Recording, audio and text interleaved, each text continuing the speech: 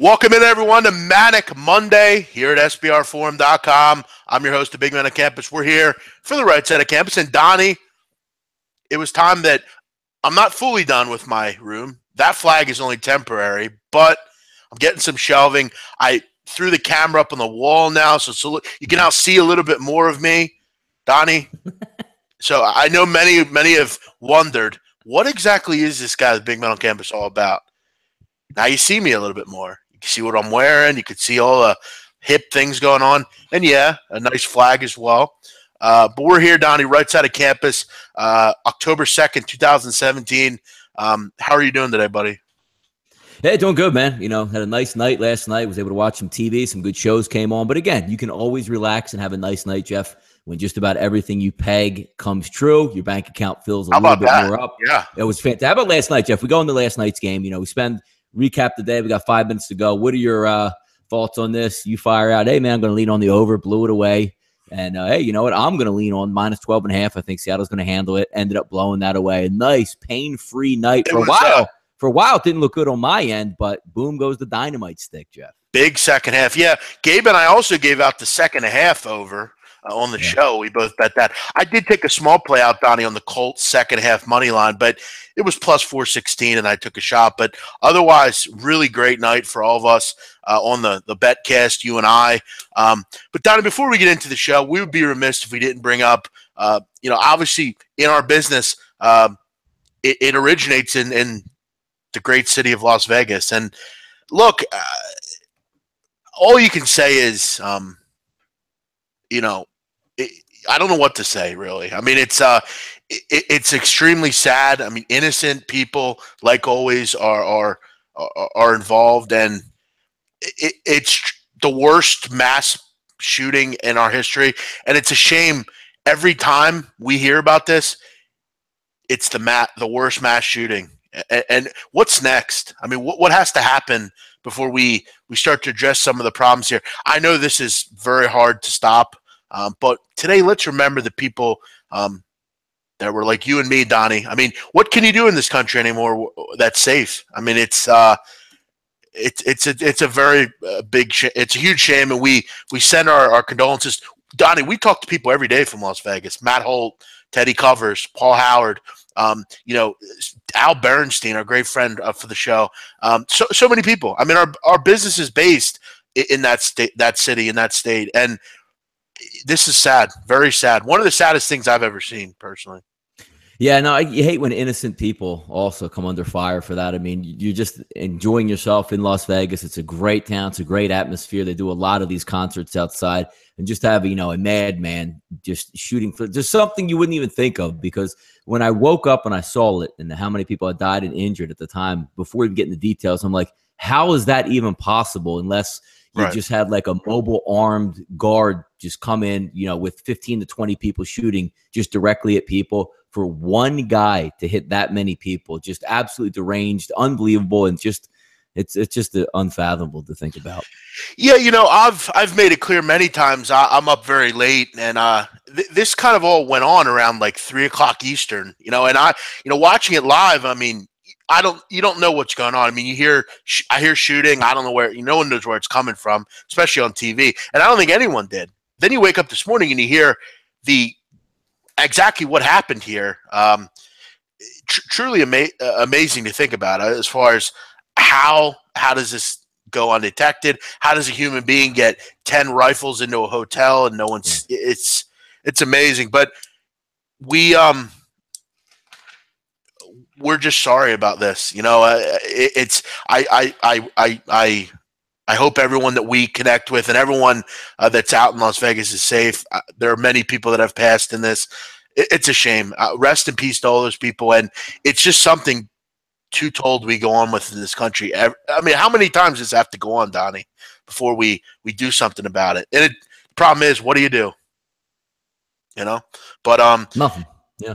We try to move and try to talk about something a little positive today. But in closing, we hope everyone in Las Vegas is safe and okay, and they move on from this eventually. Donnie, let's jump into some sports talk here. College football. It was a great week, and it was a regular week. Nothing, I don't think crazy happened, but it all started on a Friday night with the big Wazoo win for Mike Leach and the boys. What a win for Washington State. It was a great game. Pretty back and forth. Washington State, though, maintained the lead for the second half for the most part. Luke Falk, though, sorely underrated. Mike Leach, sorely underrated. And Washington State's now, Donnie, in a little bit of a conversation now. That win, that big top 5 win, might pay big dividends in that final couple games of the season. We don't know. We were talking on the Betcast last night, Donnie, about Wazoo and Washington and Oklahoma. Obviously, plenty of stuff needs to play out, but it's going to be interesting because I think the one caveat between all three of those teams, Washington State and Oklahoma have a very good win on their schedule. The same can't be said right now for Washington, who have played DeVry University, ITT Tech, and the Connecticut Senior Center. So what are your thoughts on Wazoo? Big win for the boys. Yeah, no, I mean, they've been coming along as the years under Mike Leach up there. The one thing they never could get started was the defense. Now they're getting that underway. They never really felt about running the ball. You're almost seeing an evolving Mike Leach as a head football coach. Luke Falk, it's always nice to have a seasoned veteran back there who can sling it and really run that offense. But let's not leave out the defense there that's playing its part also. The big question coming into that game, Jeff, you're right, was who did they play? They didn't play anybody yet. Big, mad, mighty USC is coming to town. It's not the same USC team that you're used to with, Reggie Bush and Matt Leinart and all 5 stars that are playing dynamic on defense. It was a really good spot for Washington State. Congratulations. They came up big, won that football game. It'll be fun to see as they head down the line of what the rest of the Pac-12 is going to entail for them. But they're a good football team. They're a tough out, man. Yeah, they are. And they've improved so much defensively. And going up there is really tough to do. Friday night, it's just a really tough spot. But we'll see. I mean, obviously, plenty needs to happen here. None of these teams could be even into it at the end. Nobody knows. But that started the week out a big win for Wazoo. If you're out there, welcome in. Like the show, subscribe. If you're new, say hello. And if you're not new, say hello. Include your thoughts here. We'll try to get to everyone. Big man, is there a World Cup show this week? Yeah, we'll have various shows this week. I'll be hosting those with Natalie Rodsham out on maternity leave. So we'll start with one today and keep it going. World Cup qualifiers coming. Helton is an overrated coach. Agreed. They're an overrated program in general, actually. Darnold is, Donnie, not been very good this year. You look at him and Josh Allen, both have been, I mean, Allen's been regrettably worse between the two, but neither has been particularly good, Donnie, this year. Yeah, he's throwing a lot more interceptions, but he's one of those guys you get tagged with. It's almost like the Jadeveon Clowney problem, if you will. Goes out, the team achieves, makes a couple big plays at the end of last season. Everybody saw the Rose Bowl versus, an undermanned defensively team. Oh, my God, the Jets need to tank for Darnold. Well, thank goodness the Jets actually aren't tanking for Darnold at this point because that would have been a lost cause. Not to say he's not a good quarterback. He's going to be a first-rounder. He has intangibles. He'll play in the NFL. We'll see how he does, but the can't miss. Oh, my God, Sam Darnold playing quarterback for USC. I think that myth is pretty much debunked right now. I made a comment on Gabe's show, Donnie. I don't know when it was. Maybe it was with you, but I don't understand why Luke Falk doesn't get any love from NFL scouts. I mean, I think Luke Falk's going to be a really good player at the next level. I think he's going to be one of those guys that's going to mystify a lot of people. He won't get a lot of love, but he just has the tools. And again, I know it's become more of a league where you got to be able to move around and stuff, but you look at a pocket passer, I don't think you get any better than Luke Falk. I don't. Personally. Yeah, I mean, the problem he's going to get hurt from is because he's a system quarterback. You need some of these system quarterbacks to play well for Luke Falk to get elevated. The Davis Webbs of the world and Pat Mahomes. You want to see them get in there and play really good in the NFL because that's what his stock is holding him down. If Luke Falk was at USC running a pro offense and delivering, people would be like, oh, my God, you got to take Luke Falk right away. But you always get that stigma until some of these system quarterbacks come up here and perform really well. But again, the guy's been there a while. You can't say that he can't read defenses. He can't go through. He's with an offensive guru, but sometimes people will say, he's sitting back there in shotgun and guys are wide open. You just have to deliver the football. But Donnie, I guess I could ask, what quarterback in college isn't a system quarterback? I mean, most are, aren't they? Well, Tom Brady was a system quarterback, wasn't he? No, because they didn't run that wide. You have to, and a system quarterback is basically just a college wide open offense where you don't have any NFL throws in there. The deep outs or the crossing routes or 2 tight end sets. You're just wide open, throwing bubble screens and 6-yard passes to guys wide open. I can see that, but college football has evolved. Some of these guys are hit and miss in that spot. But again, until a lot of these guys really perform in the NFL getting under center, then we'll see it a little bit differently. As far as the Monday Night Football game, we will get to that. Guys, keep in mind, today's show, Monday's show, and I love today's show. Yeah, it's basically a recap of what went on. We'll talk about some of the things that happened as far as against the spread, big wins, big losses. We'll also discuss the Monday night game here coming up. So feel free to the end. We'll go through that. Donnie, Butch Jones must go. It's time to move on. I don't know why we're even why this hasn't happened yet. Why hasn't Butch Jones been fired? Not only do you lose, but you get absolutely embarrassed at home.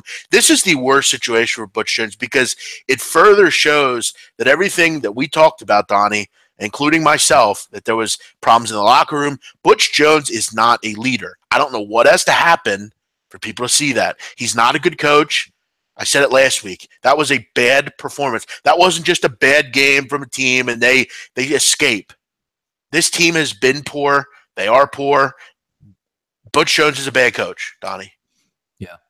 No, I would agree with that sentiment because even you saw the rumblings when high-level talented guys leave your program because they're, disgruntled, that's always a flag. And also, if you remember, I don't think maybe it was last year or the year before, they had the incident with one of the wide receivers left. I forget, it was where he was sticking up for one of the females or somebody on campus who was raped, and Butch Jones basically ostracized him from the program. You saw the rumblings coming up there. His whole, champions of life and, we'll do this and that. Tennessee's a high program. Whether or not you want to say they're back to the 90s and they better be, Peyton Manning and T. Martin and win, championships in 10 football games, sometimes Tennessee has to realize who they are right now. And that's certainly not that, like the Nebraskas of the world. Until they get a football coach in there that can build a foundation like the Derek Dooleys of the world, Lane Kiffin. I mean, you want to say, after getting rid of Philip Fulmer, what a series of just garbage hires for Tennessee. Right. It's time as a football program to wake up and make a good hire because there are good coaches out there. There are coaches like Jeff Brom. There are coaches like Chip Kelly out there. You have to go out and make something happen here if you're Tennessee. And I got to tell you, Rashawn Brown makes a good point. It was a bad weekend for Tennessee football. Middle Tennessee lost. Vanderbilt lost. Tennessee lost. Tennessee Titans lost. You should throw the Titans in because they lost like a college score, 57-14. I think, Rashawn, you're totally right. Malarkey must go.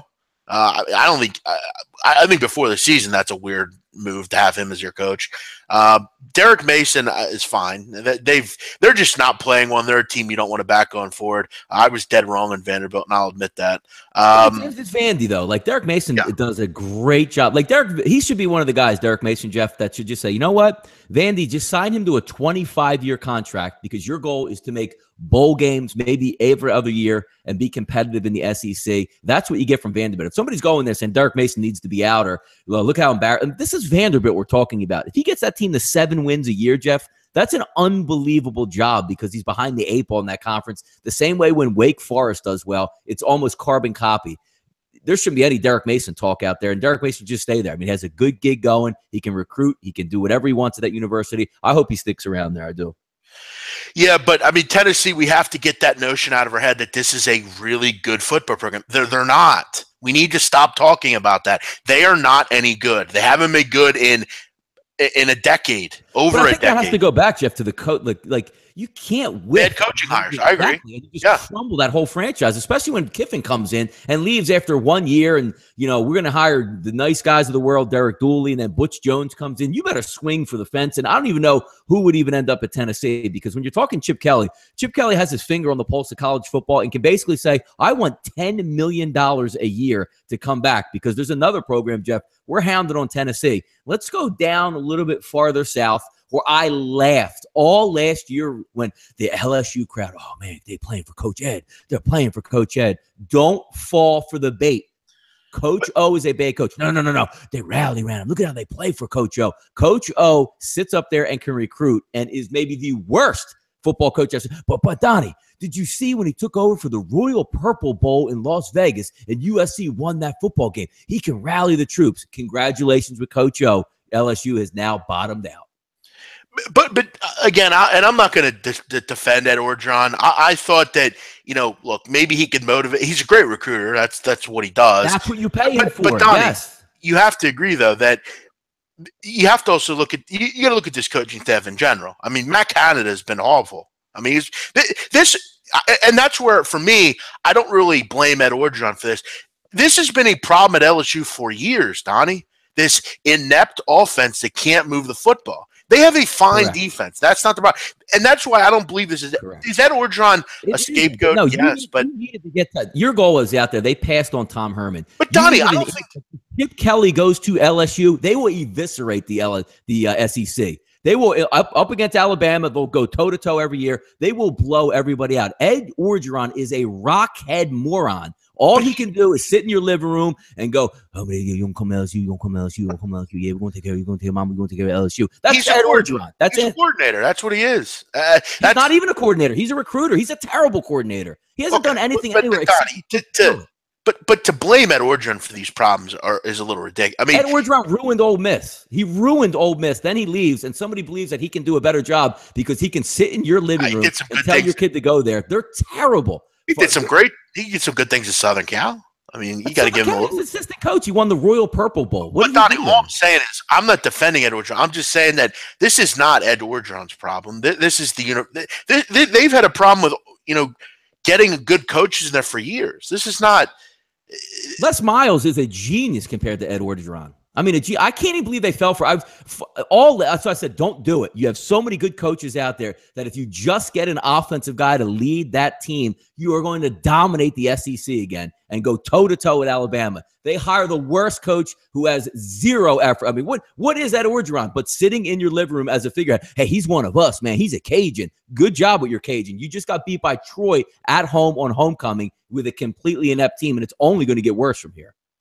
Yeah, he's definitely done a great job with definitely kind of the recruiting, surely. But other than that, he has been fairly poor. And yeah, look, I mean, I'll admit, I mean, I like Ed Orgeron. He seems like a nice fella, an ornery guy. No, there's nothing against him personally. There's nothing because he is a good guy, and people like him, and I get all that. But he's not you should have paid. What else you should have did, Jeff? Said, look, Ed, I can't give you this coaching job. I'm going to pay you $3 million a year to be the quote-unquote defensive coordinator, but I'm going to bring in Tom Herman here, and Tom's going to love it because you're going to get me every single top recruit you can get, and Tom's going to coach him up. But Ed Orgeron has a lot of pride. He probably would have said, I can't do that because I'm not going to be a glorified guy, went on to another program. But he's one of those Doc Holliday type guys that he is an assassin recruiter, and that's what he should be, but you can't be in charge of a program. Right. No, I agree. And that goes with me saying you need top flight coordinators if you're going to have Ed Orgeron as your poster boy coach. They tried to. What they paid? David Ramsey, the highest paid defensive coordinator in the country, I think. And that's why you can get away from having, do you really think Bill Snyder still draws up game plans? I mean, but he has the aura of a head coach, if you can delegate. I don't think he has the chops to structure the program his way. Right. One thing, you see what I'm coming from? Not so much day-to-day game planning, but that aura from the head coach that he can step in when something's going wrong, or, hey, coach, what do you think about if we go 3 wide set here? That's not Ed Orgeron's MO. When Bill Snyder would be like, whoa, I've been around 40 years. We ain't doing this. Is all the common point here is it's LSU must change what they're doing, the way they're doing things. They have to. Both these schools have to wake up and smell the coffee and make the right hires. They have failed at making the right hires. Could they have moved on a little early from Les Miles? Maybe. I don't know. But we'll see. They lose to Troy. I had Troy, so I was feeling great. Donnie, you and I talked about that, Jeff, too. It's 17. Right. I said, you're like, hey, I wonder if it's going to go down. And we said, I don't give a damn if it's just give me 17. I didn't care. Compete in that football game. And it didn't matter. I remember saying to you, I think on Tuesday or Wednesday, I was saying, this is at 18, 17. I said, there's no way we can get it at 21. It ain't going to go up that high. And then people came in and started betting on LSU, and I'm thinking, Troy's a good football team. What are they getting 21 points here for? I didn't think they'd win. And they were actually the biggest dog to cash outright, Donnie. Plus 950 on the money line was Troy. I didn't pick them to win, but had them to cover. And it was You know what, Donnie, it looked like? Troy just wanted that football game way more than LSU did. LSU looked lethargic. They looked bored. And first play of the game, a fumble recovery from Troy. They were prepared. You heard the coach after the game.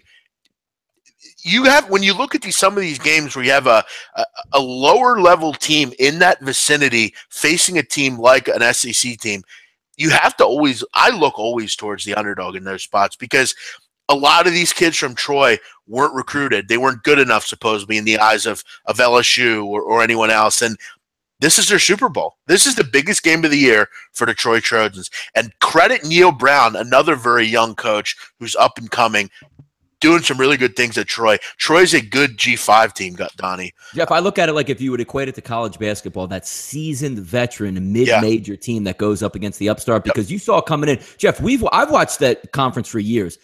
When Jordan Chun and the boys took over, so to speak, as that was the next level, they were an awful team. They grew together. They stayed together. They played together. And again, LSU coming in that game, hey, man, homecoming, Troy's in town. Hey, guys, sit this one out. We need you next week. We don't need you tonight. And that sets that whole time bomb off for the rest of the football team that says, hey, it is homecoming and Geis isn't. But we don't even need Geis this week. Let's just go out there and play. They got dominated. That score wasn't even a fluke, Jeff, or, oh, my God, a bad call at the end, a flag interference, and they kicked a 60-yarder to beat them. They dominated that football. No, it was perfect. I mean, they had a perfect game plan going in, and they were more fierce. They wanted the game a lot more than LSU did. Yeah. Donnie, one other thing on Ed Orgeron, one thing I will say about him is whoever is his publicist, PR, whoever tells him what to do in life, they are really good at what they do because he has used that. Yeah. He has used that Cajun, I'm an LSU boy. He was in the blind side was huge for him. I mean, that threw him into people's living rooms. He really doesn't have a ton of talent, but he uses that fiery, hey, come down here, get a little, get a little home cooking down here. He uses that. Yeah. That's who he is. You put a little, come down here, ma'am. I'll take good care of him. Put a little pep in the gumbo. That's who he is, and he's used that to make a ton of money in college football. So credit to him. You need those guys, and he's done it better than a lot of people. So shout out to his publicist, Donnie. Big cover for South Florida this weekend. I saw a lot of people. Yeah. They were worried about this game. A lot of people that laid it 23-24. South Florida made it interesting in the first half, but you got to relax sometimes with South Florida. They take a little time to get going, but 30-7, they outscore East Carolina in the second half. You had the over. Good call by you. I think we all tailed that one. Another big game for Quentin Flowers. But I agree. South Florida makes it difficult sometimes, but East Carolina is that bad where even at home, I mean, that's what they do. They're bad. They're always going to leave the door open in the second half. No, the one thing I get, Jeff, and it's funny that I say this, I actually get mad at Quentin Flowers, pull the ball out more on the read option. He's so and I get it. It's preservation. It's a long season. We're going to win this football game easy. I don't need to pull it an extra 5 times, but every time he does, Jeff, it's something positive. It's an Allen Iverson jump step. It's a Mike Vick move out there. He's really fun to watch. And I heard the whole game plan coming in from LSU. Don't let him beat him with your feet. He's throwing the ball all over the place, throwing dimes up there. They scored quick. They scored easy. They scored often. And again, I'm sitting on an over 75, which I got emails that morning. Jeff, what you get him saying? Hey, down to 71, man. That's a lot. No, I said, look, you had people saying that. Yes. Wow. Game down to 71. Should I still take it at 71? So I said, I already took it at 71 again because I like it that much. And my whole concept was, I think the game gets into the 80s. The game actually got bet up to 88.5 early in the week, comes back to 75. I said, that's where I'm going to take it at 74, 73.5, 72. I'm trying to think to myself saying, did I watch the right, film from the last couple of weeks and the statistics on this team that they're going to have 100 plays apiece. Cirque is going to throw the ball all over the place. It all worked out well. But again, gets back to that point, Jeff, which we talk about all the time. If you like it at the number you capped it at, who says it's a bad number? You know what I mean? And the game ended up with damn near mid-90s in points. Didn't even East matter. Carolina, 50.6 points a game they're giving up. There is actually someone worse in the country. UL Lafayette's actually worse. But yeah, East Carolina is just dreadful. I mean, just dreadful. And they do have a decent offense. That's one thing you got to love about East Carolina. They don't get any stops, but they score into the 20s. That's what they do. So, yeah, we got to look at as far as it being the highest total, it was. And, I mean, UMass Ohio blew it out of the water. But, again, it was a good call. It was one of the top, very high scoring. But all that matters, Donnie, is you cash your ticket. That's all. And by the way, matters. Jeff, Andre Taylor says, big man, please congratulate Donnie on his Mississippi State Auburn win. I wouldn't, but I'd still be eating my hat. I did not have that game, Andre, but I will take credit. And yes, big man, go ahead and congratulate me on that. Well, we won't congratulate him because he didn't have it. ECU should have covered that game. They were playing with him up to the half, but again, man, these football games are long. But that's what ECU does. They always do that. They play good in the first half, and then they get absolutely rolled in the second half. I mean, they did it against Virginia Tech as well. It's a shame because if you threw a legitimate, I don't even want to say legitimate, if you threw an average defense at ECU, they would compete because with Thomas Sirk back there, they have 3 really good wide receivers. He can throw the ball all the way. He's got an NFL arm, not to say he's going to play in the NFL, and it showed up in the first half, but there was a little bit of luck thrown in there as well for ECU. I will say this. If you had USF, you should – I would agree with you, Patrick. ECU probably should have covered. I mean, they covered the whole game pretty much. I mean, you're right. But ECU is ECU. Let's talk about SEC football, Donnie. This is what Auburn needed, a complete football game against a quality opponent. Yeah. They crush Mississippi State. And you got to love these talking head pundits that – fall in love with a team after 3 games. We do it. Everybody does it. But I heard people talking about Mississippi State as a team that could dethrone Alabama because they beat LSU. Yes. Now, they lose 49-10, and all of a sudden Mississippi State goes back to normal like they usually do and go away. I heard Dak Prescott comparisons from people about Nick Fitzgerald. My God. This guy back for LSU. Right. And now we're finding out LSU is not very good. So what really happened this year? LSU, we talked about, they lose outright. Donnie, we have to talk about Alabama. Last 2 weeks, they've outscored opponents. Over the last 5 games. Let's look at the last 5 games. 59-0, and then what? 66-3. Yeah, so it's like 140-3. Over the last 5 games, take a listen to these numbers. 231-43 in their games this year. They've scored 46 points a game, and they're giving up 8.6.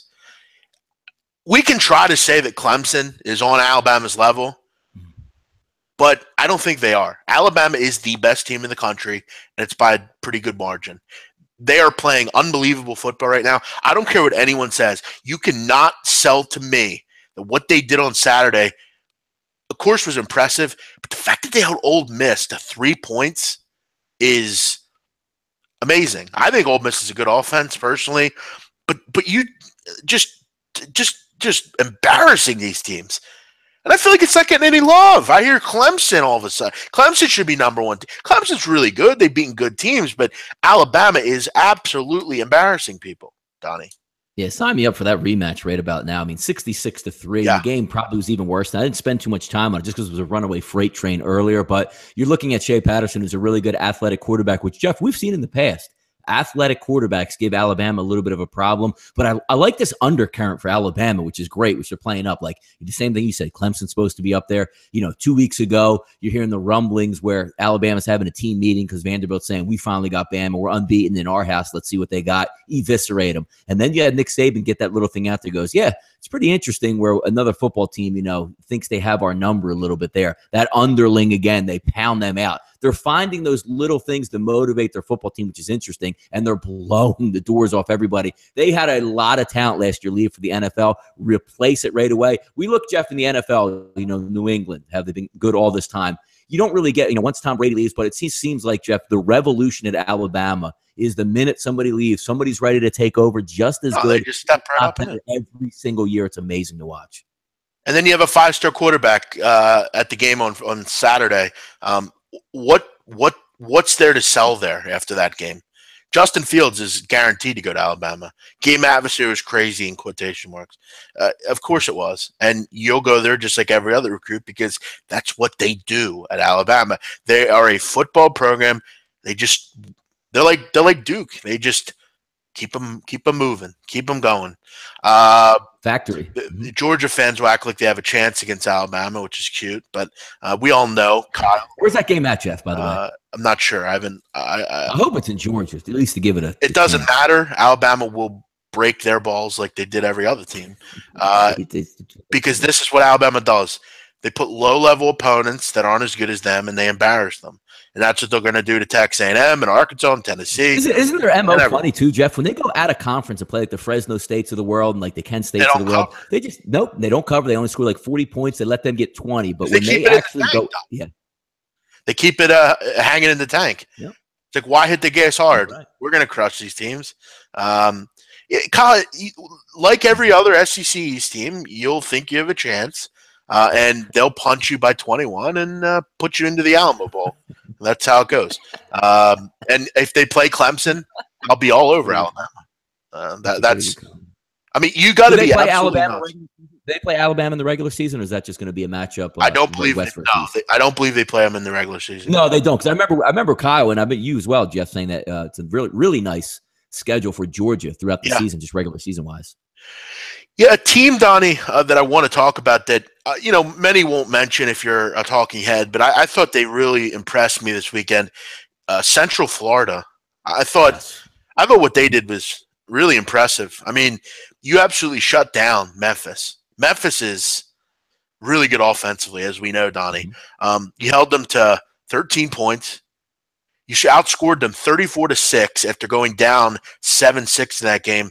And you got to wonder about Memphis at this point. And you got to wonder how bad UCLA is.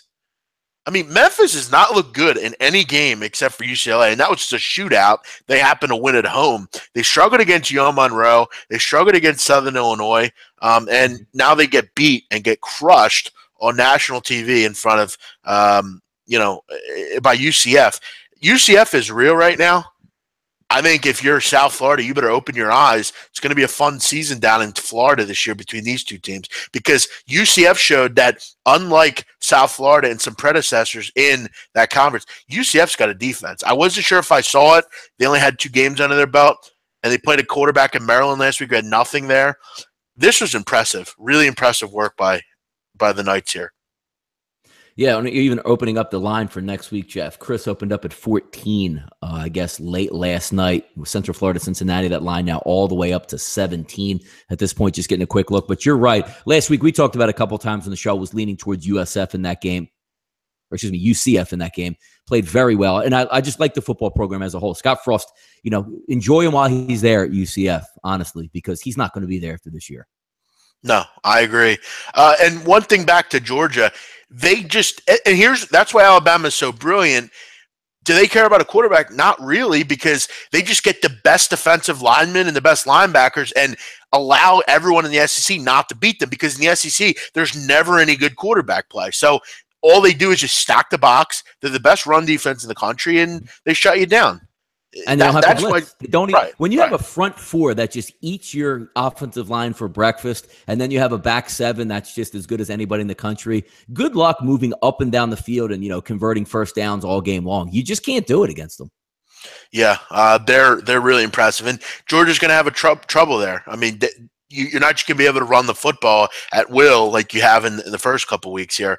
Ohio State, Bama, Clemson all win big. I don't think it's much reason to talk about that, Donnie.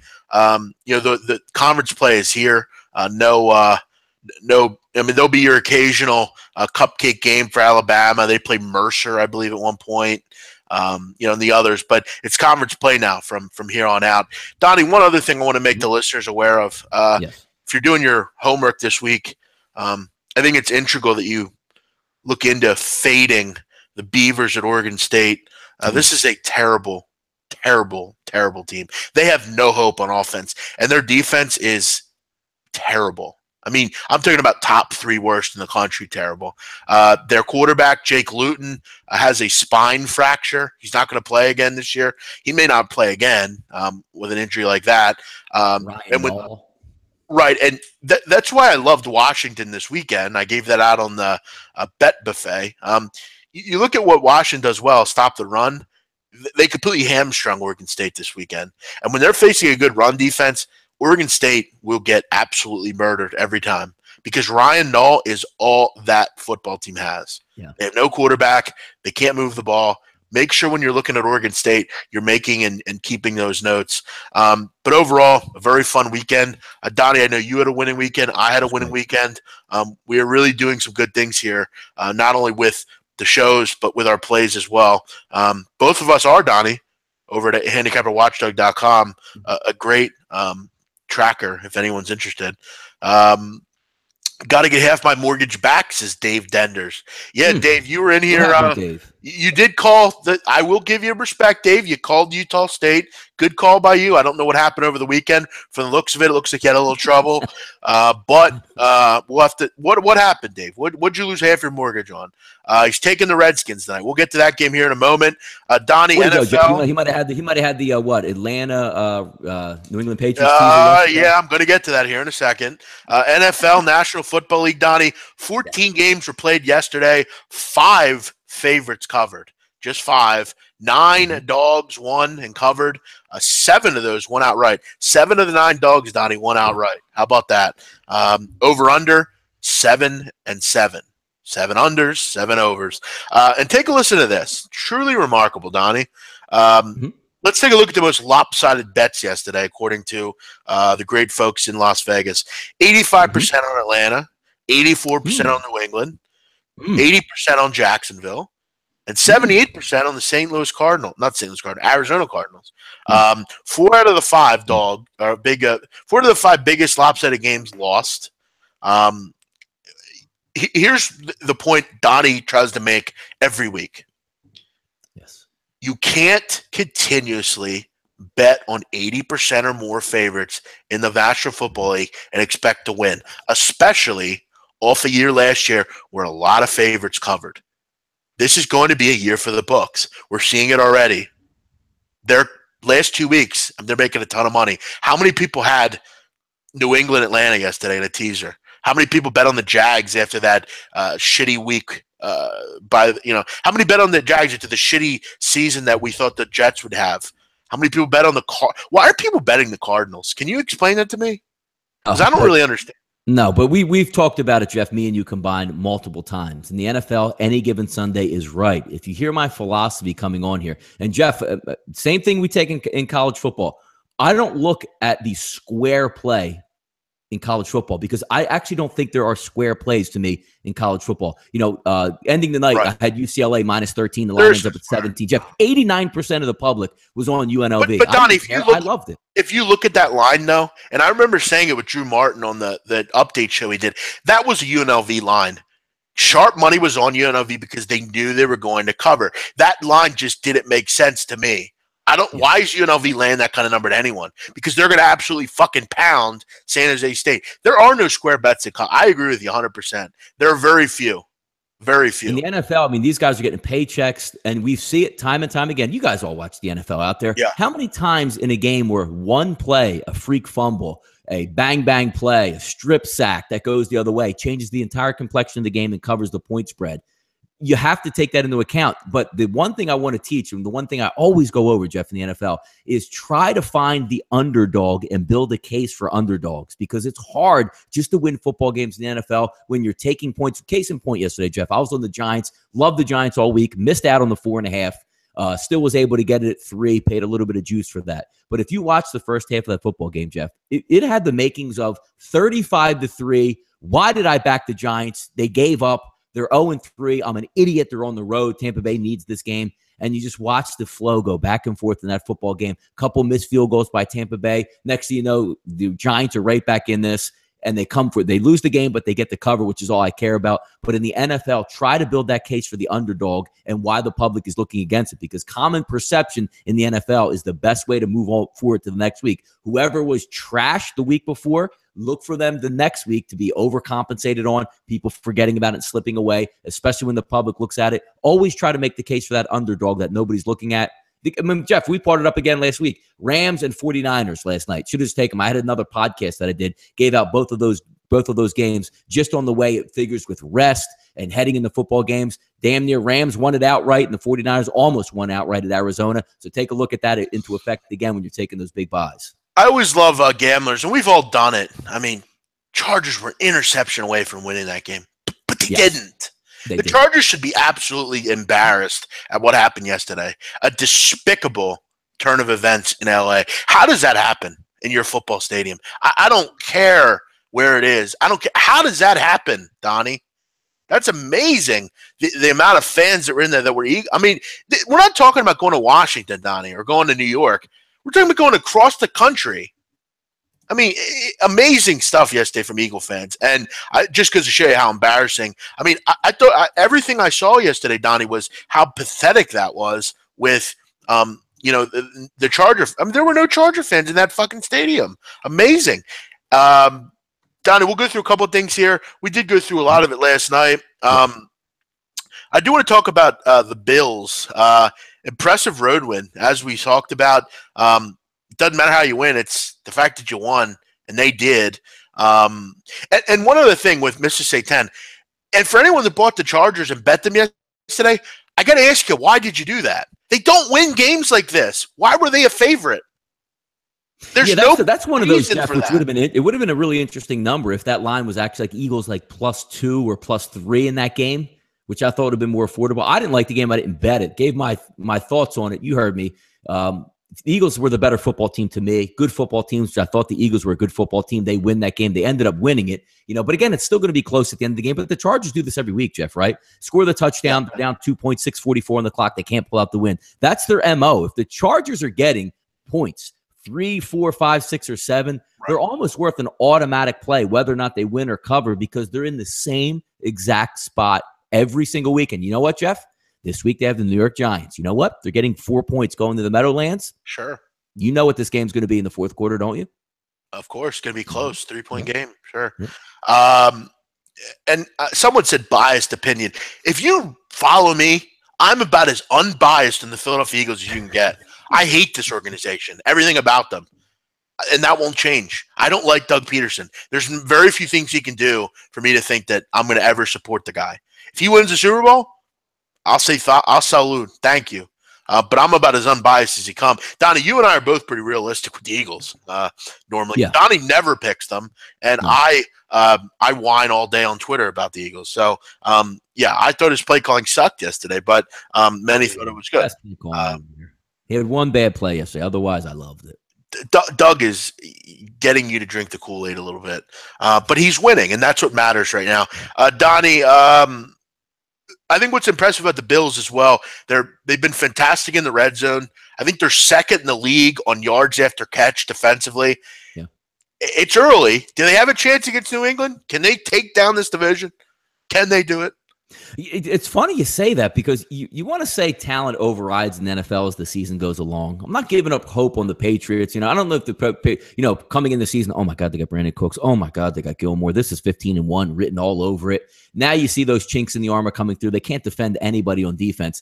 But do I still think at the end of the day, Jeff, are the Bills good enough? Because what does it come down to the NFL in these pressure crunch games? It's your quarterback. Tom Brady is still at New England. They're still going to be in every football game. And I just think the talent discrepancy, again, the Bills came into the season, Jeff, I think almost in like I don't want to say a tanking situation, but trading away a lot of good football players, giving Shady the extra money just to be happy because they don't expect to win that much this year. New year transition coach. Let me get my players in here the next year. I think they're a year ahead of schedule, which is a shame because if they went the opposite direction and brought in talent, then you would have said, you know what? They might be able to get after it this year, but I think the Bills are a year away. The Dolphins are absolutely a mess. The Jets are a mess. I just think at the end of the day, Tom Brady is enough alone to win that division, Jeff. But I like the way the Bills are playing right now. Sure. Who would I pick to coach the Eagles besides Bill Belichick? Probably John Harbaugh. Probably. Yeah, he would be a good one. You know who else would be a good one too? The same guy that's in Buffalo right now, McDermott. But Andy, Jeffrey Lurie is always an offensive guy, going to lean on offense, and I get that because it is an offensive league. But if you're asking for guys like that, there's very few far in between. You say, "Oh, I love that head coach." I don't like, Pete Carroll's a great head coach, but I can't stand him. I wouldn't want him coaching there. I also think that I think it's absolute rubbish that this guy gets shit. I mean, and he, like any other coach, makes odds inside the game, but I don't think there's a player coach you can get over Mike Tomlin. I'm I'd want Mike Tomlin as my. No, he's a buffoon. Tomlin's a buffoon, man. And the thing I can't say about Mike Tomlin is he goes for 2 just because he doesn't have any say in his team. Okay, so because he goes for 2, he's a buffoon. That's why he's a buffoon. Mike Tomlin's an awful football coach, awful head coach, awful. I mean, he's got a ring. How's he? I know he has. He's an awful game day football coach. He's not even involved. He's not a defensive coordinator. He's not an offensive coordinator. He stands out there and he just calls. I want to go for 2 because I want to go for 2 because I have nothing else to do in this game, but I want to go for 2 right here. So because he goes for 2, he's a bad coach. He's a bad coach. Mike Tomlin's a bad coach. I give a lot of people, there's a lot of good football coaches out there. If whether or not Mike Tomlin's on that team there, it doesn't matter. They would have won a Super Bowl anyway. I just think he's a player's football coach. Yes. Is he a good guy? Yes. I'm not attacking him as a character guy. But as a head football coach, he's a terrible game day coach. No question about it. I think he's fantastic on both sides of the ball. I want him all over me. He's got a great win percentage. I mean, what more could you want? I mean, he has a great team, though. I mean, he's got a Hall of Fame quarterback. But what coach doesn't? A lot of coaches don't that make stuff out of milk. But I want a good game day coach. I think Andy Reid's an awful game day coach. He wins a lot of games, but he's a terrible game day coach that will never win anything. Donnie, what has he done other than go for 2 that's bad? So Pete Carroll doesn't throw stupid shit at the goal line in the Super Bowl? I mean, okay. No, I don't like Pete Carroll that much as a head coach. I'm not that big. I'm not that big on Pete Carroll. I disagree. I think he's fantastic, but whatever. Everybody else, I guess that's why Pittsburgh's always top level, right? Because he's so poor.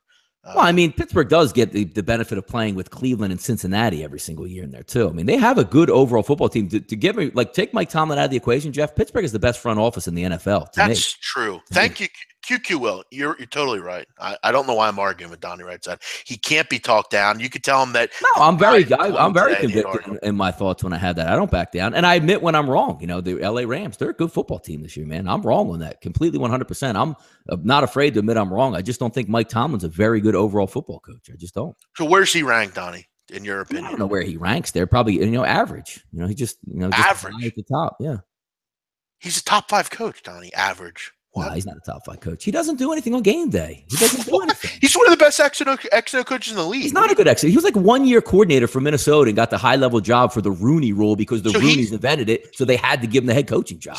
That's why he got the job there in Pittsburgh. He didn't get the job on merit. So he's not a job on merit. He's not a top 10 coach. No. Okay, so you're probably the only person in America that disagrees with that. I don't think he's a good game day football coach. I mean, there's a lot of bad football coaches out there, Jeff. There's only there's 5 head coaches in the NFL that I would want coaching my team. The others are just figureheads there, straight up. Yeah, I disagree. We're on the other side. Ask a Steelers fan what they think about Mike Tomlin. You and I have usually agreed opinions. We both hate Tony Romo as an announcer. We both think London games are absolutely ridiculous. But this is one where we disagree, Donnie. That's what makes it good. I'm not going to. Me and you go butt head to head on a lot of stuff on the air and off the air. It's why it's fun. It's why it works. So for me, it'd be Belichick, Pete Carroll, Tomlin.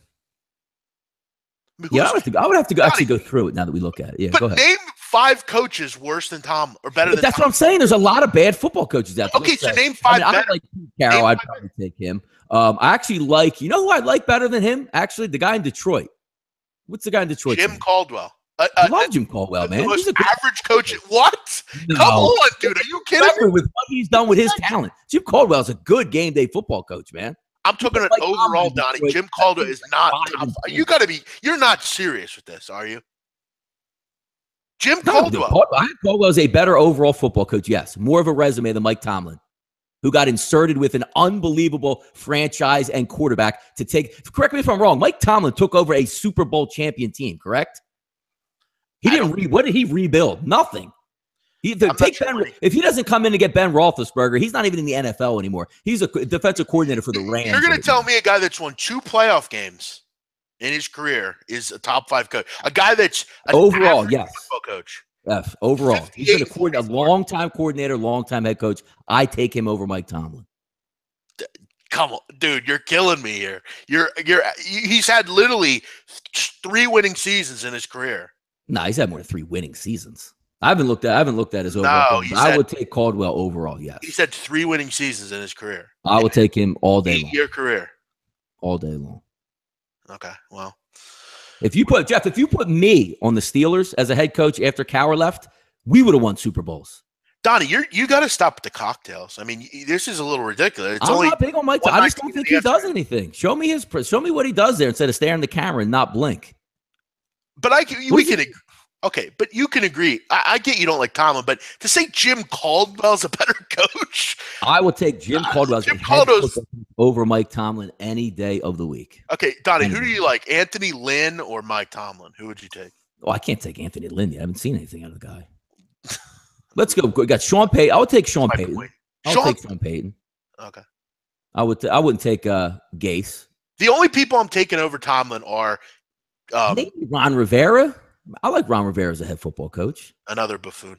The only people I'm taking are Belichick, who, let's be real, without Brady, what would Belichick be? But you're right about to say, yeah, exactly. But I mean, he has an MO. He's done it 20 seasons and dominated. Yeah, again, it's not to do with Brady, because when Brady leaves, don't get it twisted. Who's going with him? The minute Brady says, I had enough, Bill Belichick's going to say, man, I really want to spend time with my family. Yeah, I'm not a Ron Rivera guy.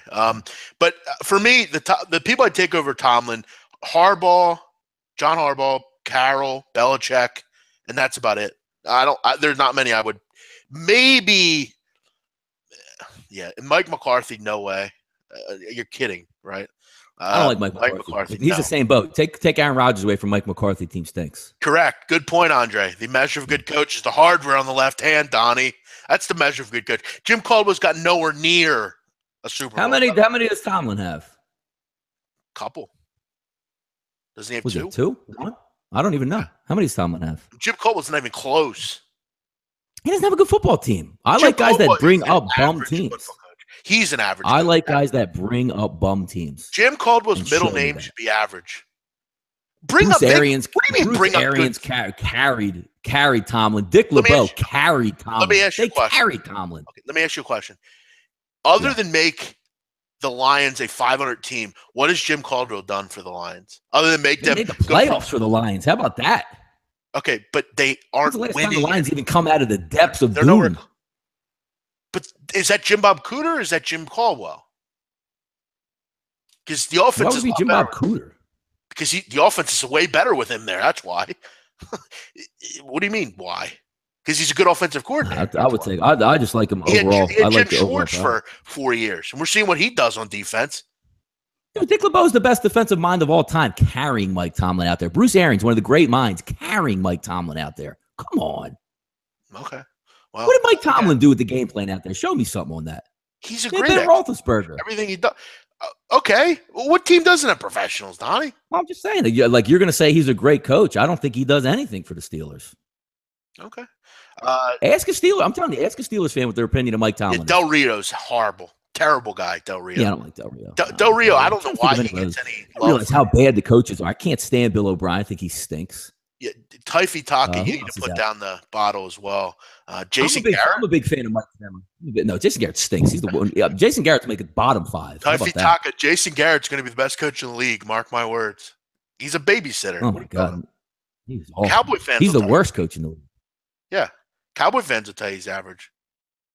Del Rio stinks. Yeah, I don't know. The new guy in Denver. It's too early for the guy in Denver. Too early for the guy in San Diego. I'll tell you another guy. It's even too early for Sean McDermott, even though I do like him. John Fox is another moron. John Fox. He's a bum too, man. Yeah, get him out of here. That guy's. I put John Fox into the level of like Dan. I like Harbaugh. You know what? Harbaugh is a good one. Harbaugh's great. That's the guy I've always he's always been the guy I wanted on the Eagles. Andy Reid's a very good football coach, but you will not win a goddamn thing with that guy as your head coach. But if you want playoffs, if you want 9 to 10 wins, if you want a competent football team throughout the week, Andy Reid is your guy. And I always saw the narrative, Jeff, when he left. Whoa, be careful what you wish for, Philadelphia. I'm never going to win a Super Bowl with Andy Reid. So that's what I wish for, a Super Bowl. And he also is a pretty good players coach. The problem with Andy Reid in Philadelphia was it just lasted too long. And he's not. Yes, if you have 12, 13 years, you haven't won anything, and you already saw your best teams leave, that whole McNabb, Westbrook era, it's over. You got to move on. Bigman, who would you rather coach your NFL team, Arsene Wenger or neither? I don't want to have Arsene Wenger anywhere near American football. Let him coach in Arsenal.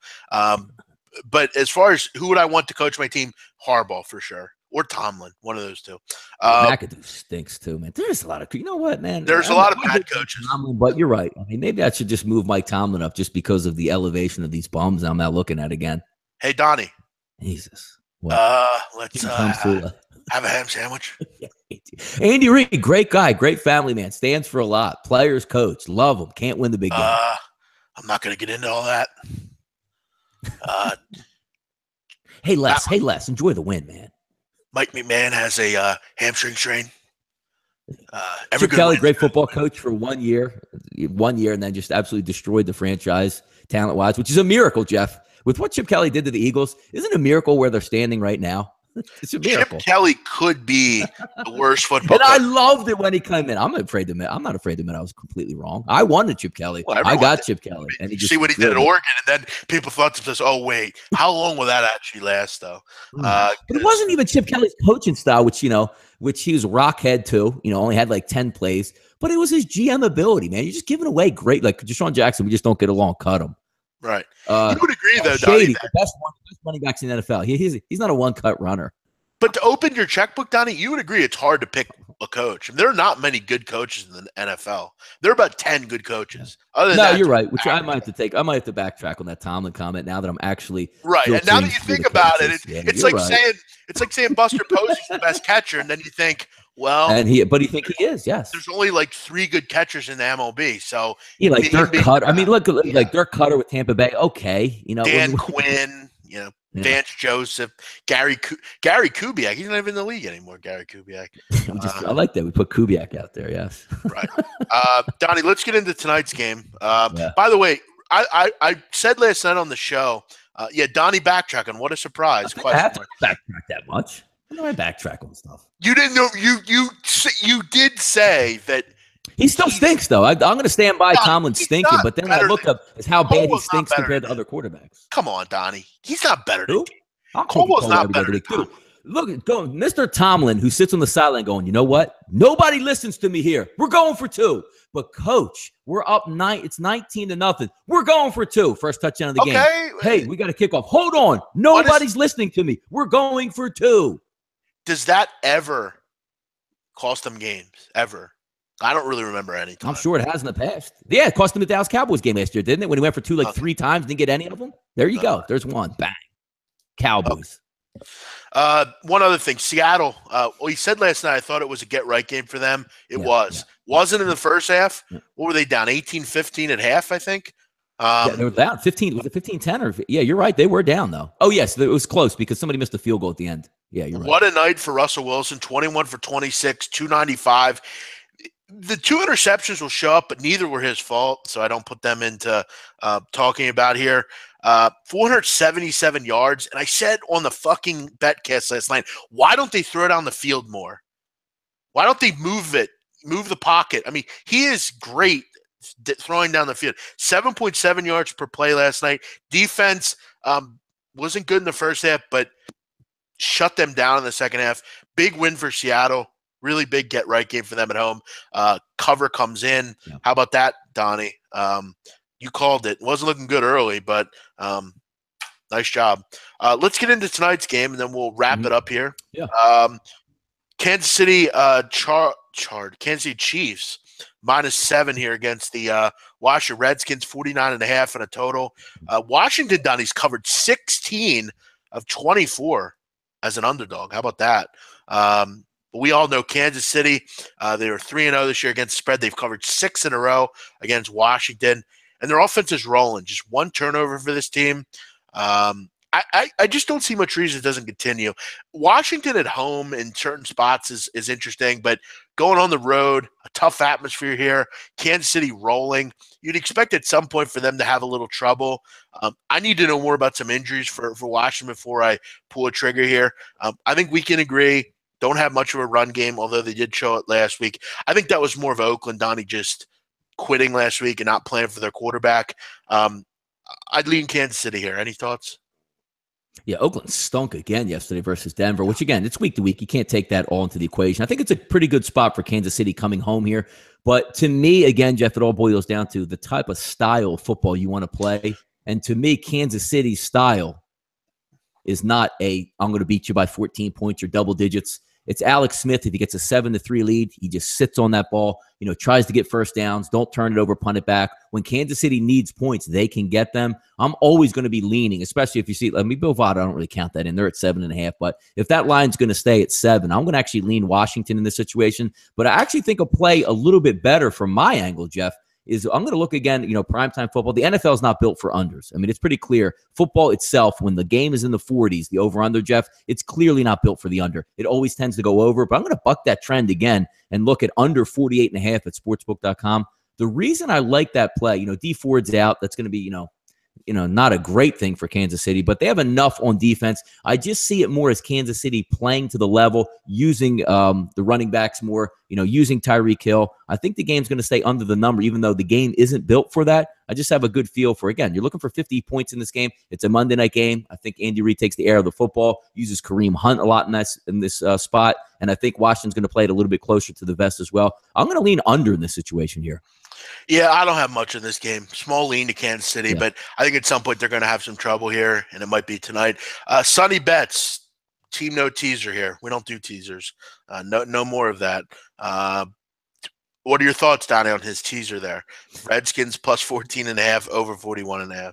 It's probably bound. It's hard enough just to win the game one way or another. I don't even care if you get an extra 6 points on the other end of it. I mean, if you had to tease the game, I guess I would go under in Washington. Why do I have a feeling this game is going to finish 28-13? Yeah, it seems like Kansas City, loud environment. And again, Washington's a little, they can move the football up and down the field, but Kansas City's defense is really good. And I can just see Kareem Hunt, Jeff. Can you see it? 25 carries, $130 on the ground, a touchdown, maybe 2 touchdowns. Tons of time of possession. Alex Smith on 3rd and 6, throwing 7-yard outs for the first down, keep the football moving. Play really good defense in this environment. I like the under in this. It's all about TOP in this game, Donnie. TOP. Time of possession, yes. By the way, Donnie, little fun belt action on Wednesday. We started. Yeah, I saw that. I wanted to see if that was a real game or not. If it was one of those, hurricane games. Definitely real.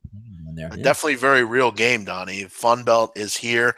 Arkansas State and Georgia Southern should be a fun game had by all. So we'll have a little Wednesday football. We have baseball playoffs getting going tomorrow, Donnie. Yeah. I got the New York Yankees facing the Minnesota Twins. And real quick before we go, Donnie, I know last night we were talking about our thoughts on some valued teams in baseball. Gabe and we agreed on Arizona at 14-1. Looks pretty decent. You talk about lineups. I mean, could you agree maybe they're a top 3 lineup in the playoffs? I mean, overall?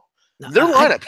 I haven't actually taken that thorough of a look at Major League Baseball, which I'm going to do today a little bit later on the closing line with Peter Loshek. So we'll dip into baseball. But again, it's been about 3.5 weeks since I honestly broke down a baseball card. I'm not even that fluid. If you ask me right now who the playoff teams are, Jeff, I probably couldn't even name them.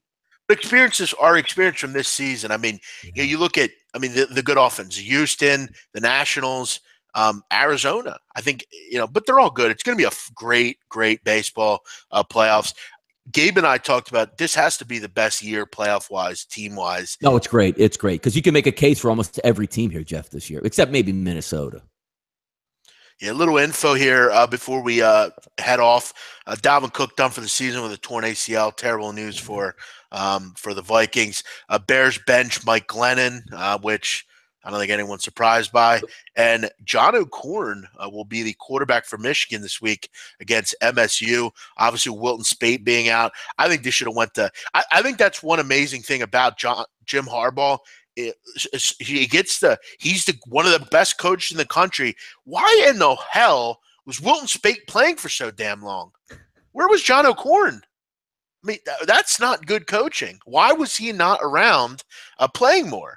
Didn't O'Korn, Jeff, lose his job to Greg Ward after he got hurt? Ward comes in as a wide receiver. That's always an interesting one, yeah. He got hurt. O'Korn was a pretty good high-level quarterback at Houston. It was going to develop in the one. And he made that offense look a lot better against Purdue. So we'll see. A lot to do. I believe tomorrow, Donnie, I'm on the closing line with you.